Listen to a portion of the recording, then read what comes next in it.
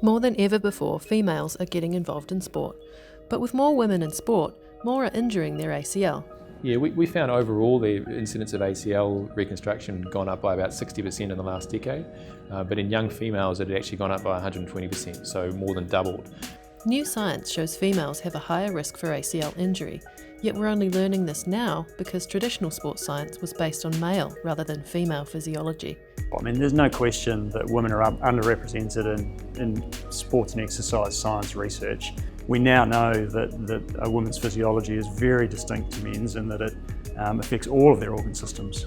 And so why would we try and train, and why would we expect that research done on men can translate directly to research done on women?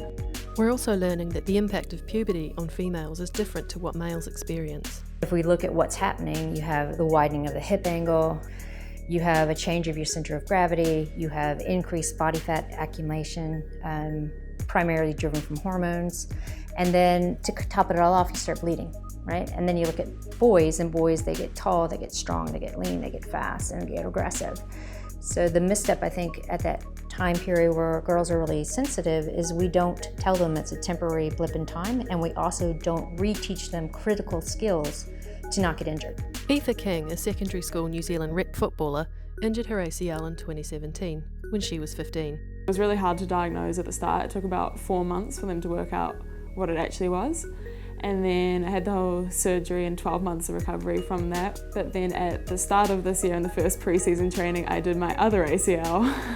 So I had my surgery for that back in April, and I've just been rehabbing ever since. There are a range of long-term impacts. So I guess for athletes, the first thing is that generally it will involve an ACL reconstruction and 12 months off sport. There's a higher risk of re-injury, so there's about a 30% chance of having a further ACL injury if you're a young adolescent with this injury. You're more likely to have future surgery on your knee. You're less likely to have a long career compared to your peers that don't tear their ACL. And in later life, you're much more likely to develop wear and tear change or post-traumatic arthritis and to have problems into later adulthood. I initially found it really devastating because it took away all my sport and everything that I'd known. And I even found it quite hard just going to school and things like that because it was such a change in my life, not having trainings after school and not being able to just be involved with everything.